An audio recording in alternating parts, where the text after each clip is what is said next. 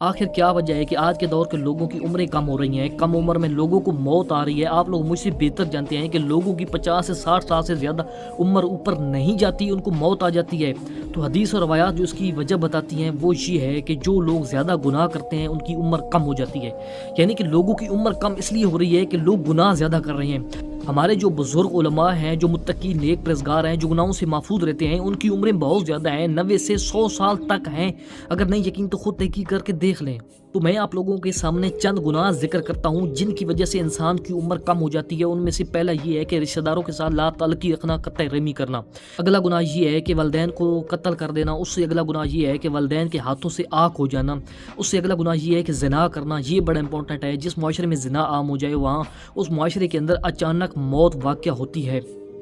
اس سے اگلا گناہ یہ ہے کہ جھوٹی قسم کھانا۔ اس سے اگلا گناہ یہ ہے کہ ظلم و ستم کرنا، کسی پر زیادتی کرنا۔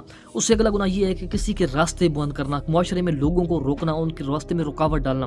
اس سے اگلا گناہ یہ ہے کہ اگر آپ کے ساتھ کوئی نیکی کرتا ہے اور آگے سے آپ ناشکری کرتے ہیں تو عمر کم ہو سکتی ہے۔ اس سے اگلا گناہ یہ ہے کہ ناحق اپنے آپ کو رہنما پیشوا ثابت کرنا۔ اس سے اگلا گناہ یہ ہے کہ نماز کو اہمیت نہ دینا۔ یہ بڑا امپورٹنٹ ہے۔